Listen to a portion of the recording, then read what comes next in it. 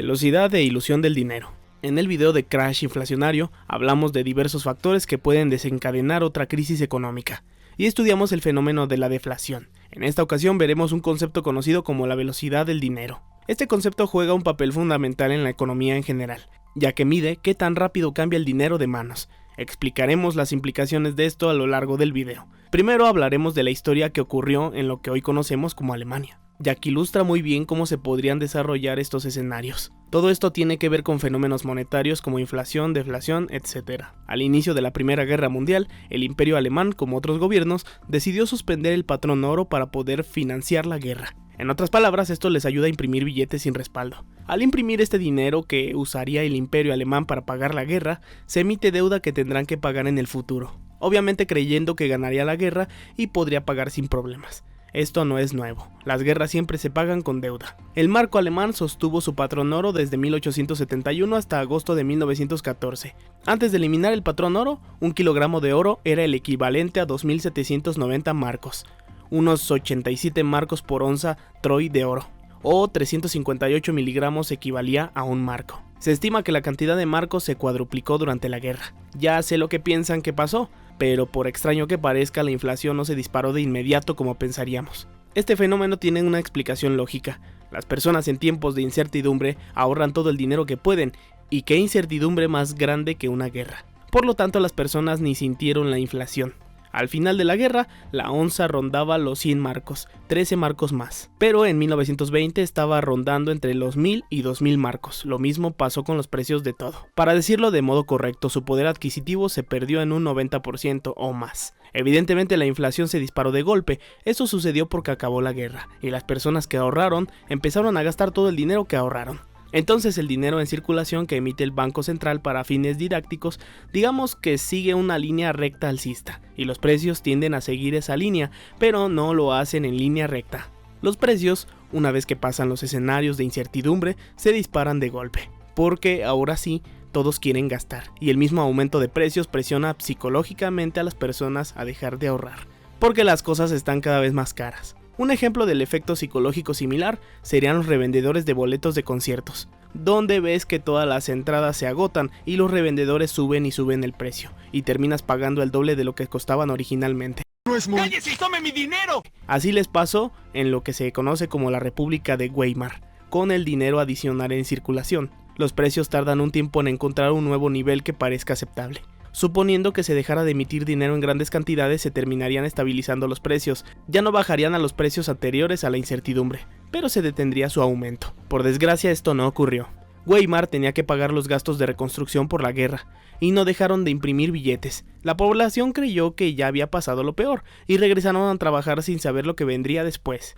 Digamos que la inflación se estabilizó en 1920. Y en cuanto a la economía, después del golpe inflacionario empezaba a tener un futuro mejor, pero para 1923 la inflación subió otra vez. Esta vez la gente ya traía la experiencia pasada, en vez de ahorrar su dinero empezaron a gastarlo antes de que subieran más los precios, como quien dice dejaron de confiar en su moneda. Inmediatamente les pagaban, gastaban todo el dinero y el Banco Central no paró. Al final llegaron a emitir 400 trillones de marcos por día. Los marcos se convirtieron en la papa caliente, nadie quería tenerlos. La velocidad con la que los marcos cambiaban de manos era extremadamente alta, y esto provocó la hiperinflación de Weimar, la peor de toda la historia. Ahora vamos a ver lo de la velocidad. Como recordarán, el Producto Interno Bruto es el valor agregado de una economía. Por lo tanto, también se puede representar como toda la cantidad de cosas compradas en un año, y para comprar se necesitan billetes. Vamos a poner un ejemplo. Tienes 10 pesos y compras 10 pesos de tortillas. La señora de las tortillas con esos 10 pesos paga el autobús para su casa, y el del autobús usa esos 10 pesos para comprar diésel. Esos 10 pesos se cambiaron de manos 3 veces. 3 por 10 son 30. Esos 10 pesos generaron 30 pesos del PIB en un día. Y aquí podemos decir que la velocidad de esos 10 pesos fue de 3, porque se cambiaron 3 veces. En economía lo que genera valor es el intercambio. Entre más intercambios se hagan, más valor se genera. Pero para que se intercambien más cosas tiene que haber producción y confianza en lo que se produce, no incertidumbre. Muchos economistas creen que pueden incrementar el crecimiento incrementando la cantidad de dinero en circulación, pero si el dinero no se intercambia, no se crea valor y no crece el PIB. Por eso la velocidad del dinero es tan importante y siempre se mide. Por más dinero que impriman, si las personas no gastan ese dinero, no habrá crecimiento. Así pasa en tiempos de incertidumbre como ahora. Pero las incertidumbres no son eternas. Cuando todo empieza a parecer mejor, viene un periodo momentáneo, donde se siente recuperación económica y da la ilusión de que todo está bien. Este periodo es conocido como la ilusión del dinero. Parece que hay dinero en todos lados y todo comienza a verse mejor. A lo mejor ahí estamos. ¡Qué buen servicio! Terminando la incertidumbre, lo que tiende a pasar es que ahora sí se empieza a mover todo ese dinero que estaba debajo de los colchones, por así decirlo. Hoy en día está en bancos. Las personas se percatan que ahora su dinero vale menos. No saben por qué, pero es porque se emitió dinero sin control. Y ellos ahorraron creyendo que su dinero siempre valdría lo mismo. A partir de ese momento es cuando empiezan a gastar todo lo que guardaron. Después viene el ajuste de precios. Puede que eso genere después una deflación momentánea, porque algunas personas cobran precios ya muy alejados de la realidad. Nadie les consume y tienen que ajustar sus precios. Luego el Banco Central emite más billetes para combatir la deflación y comienza de nuevo, pero esta vez las personas ya se la saben y se gastan todo. Para evitar que su dinero pierda valor, el dinero se convierte en la papa caliente. Esto acelera la velocidad del dinero a niveles mayores que la emisión de billetes, provocando inflaciones cada vez más grandes, hasta que se pierde toda la confianza en esa moneda. Y por ahí dicen que ninguna divisa ha durado más de 150 años existiendo. Entonces podemos decir que la inflación en parte es causada por la impresión del dinero, pero la otra parte es meramente psicológica. Y recuerden muy bien esto, la psicología en masas es completamente irracional. Entonces, ¿de qué se trata? ¿Somos sus tontos o no? Sí. No, señores, no.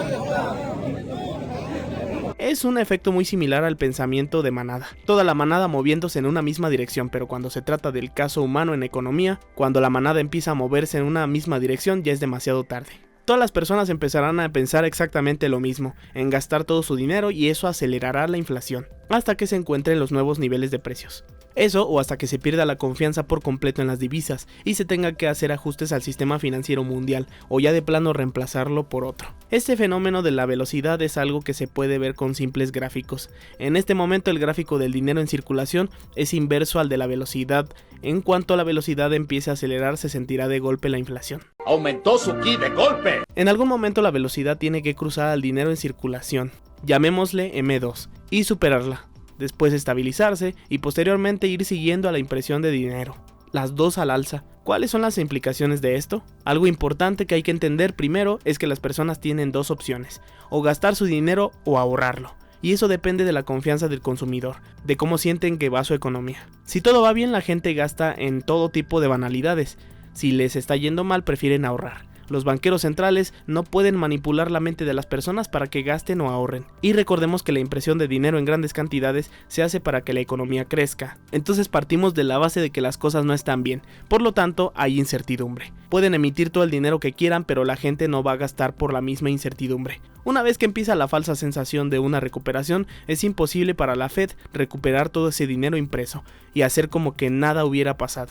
Pueden subir la tasa de interés y dejar de dar estímulos, pero la masa monetaria ya fue emitida, y ni modo que ir a los colchones de todas las personas a quitarles el dinero o clonarles sus tarjetas. En pocas palabras, el dinero emitido va a inundar la economía, incrementará los precios de todo de un modo cada vez más acelerado, y nadie podrá detenerlo. Será un efecto de bola de nieve. Hago un paréntesis. A los gobiernos les conviene que haya una inflación baja pero constante, ya que toda la economía funciona con normalidad y ellos pueden cobrar impuestos tranquilamente. En una deflación nadie quiere consumir y ellos no pueden cobrar impuestos, así que es mucho peor para cualquier gobierno la deflación que la inflación. Seguimos. Este cuento de la emisión de masa monetaria es viejísimo y siempre ha habido gente que le gusta creer que puede controlar la economía así de fácil, en vez de confiar en el mecanismo de libre mercado. Para los encargados de la política económica es muy fácil cometer errores, ya que en su periodo tienen que quedar bien con el crecimiento económico, y hacen hasta lo imposible porque crezca la economía mientras ellos están a cargo.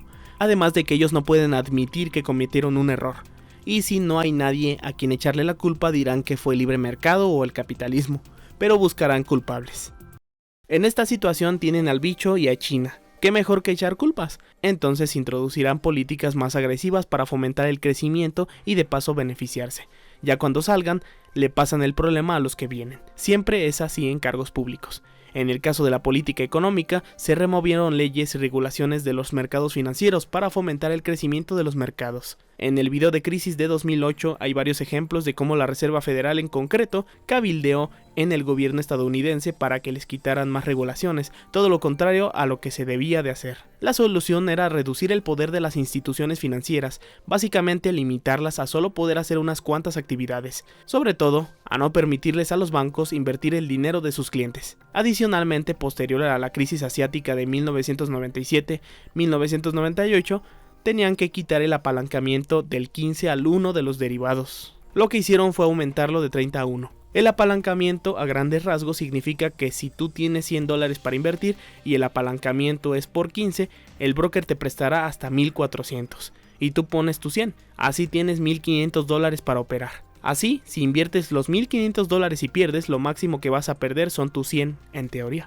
Existen las llamadas de margen, pero no estamos aquí para ponernos a llorar pensando cosas feas. Bueno, a estas gentes que invierten les aumentaron el límite hasta por 30, les prestan 2,900 por cada 100 que meten. El apalancamiento a fin de cuentas es deuda, y esa deuda exacerba los movimientos en los mercados. El apalancamiento infla los precios de prácticamente todos los mercados financieros, lo que provoca que en algún momento cualquier activo financiero alcance precios irracionales, que a largo plazo no serán sostenibles. Por otro lado, tenemos que sumar la deuda pública y privada.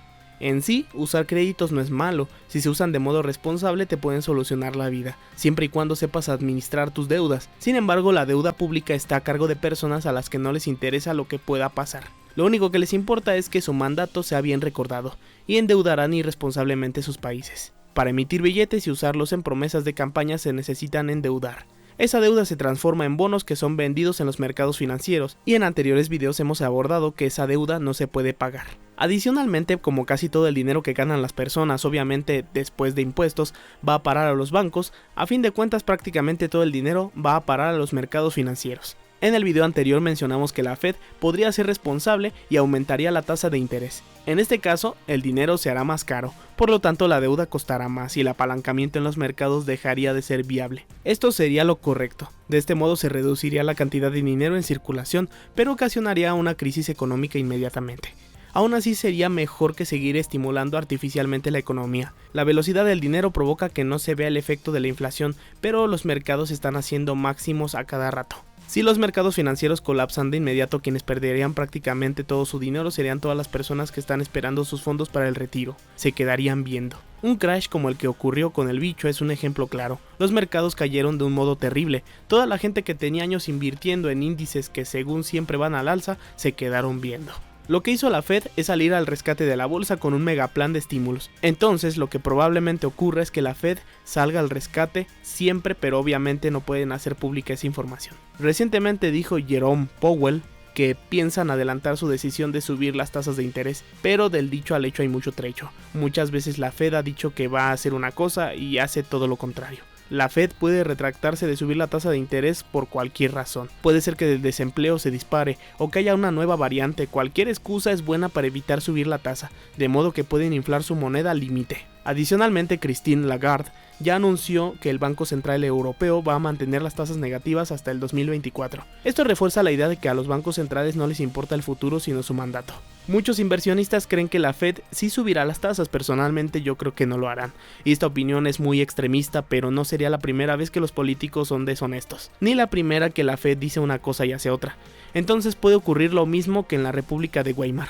Ante más incertidumbre, las personas dejan de gastar. Viene la Fed al rescate a inflar la economía. En el periodo en el que la gente deja de gastar viene una ola de quiebras masivas de empresas, porque la gente no se endeuda para comprar cosas que no necesitan a crédito. Entonces los bancos centrales imprimen y hasta se inventan tasas negativas. Lo interesante es que nadie gasta más de lo necesario, y la inflación se empieza a notar en bienes y servicios que sí son necesarios. Lo que todos vemos que sube de inmediato pues es la comida. La Fed en este ejemplo hace cosas impensables como comprar deuda y acciones a granel. Comprar todo tipo de instrumentos basura, rescatar grandes instituciones e incluso pueden condonar impuestos y dar subsidios. Pero en este periodo la gente no gastará, y la Fed y el Departamento del Tesoro se desesperarán y seguirán dando estímulos y la gente los guardará. Luego se tranquiliza la población y cuando la gente empieza a gastar su dinero la inflación sube, porque la velocidad del dinero aumenta. Pero la inflación no se comporta linealmente en este tipo de escenario, sino exponencialmente, y eso sí da miedo. Recordemos que prácticamente todos los países del mundo tienen bonos y reservas en dólares. Al ver que la inflación está afectando incluso a los dólares, todos querrán deshacerse de sus dólares lo antes posible, lo que ya sería el último paso para una hiperinflación, y para ese momento prácticamente todo el dinero fiat perderá drásticamente su poder adquisitivo.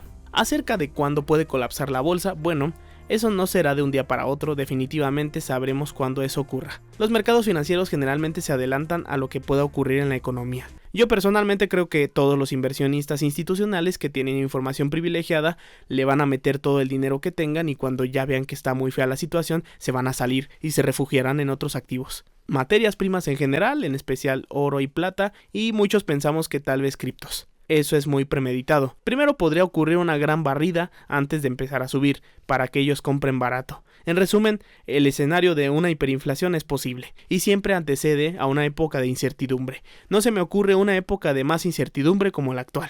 Claro, pueden pasar cosas peores que hagan ahorrar más a la gente, pero aquí no adivinamos cosas. Lo cierto es que la inflación ya se nota globalmente y puede sentirse una recuperación, lo que catapultaría los precios al alza de prácticamente todo.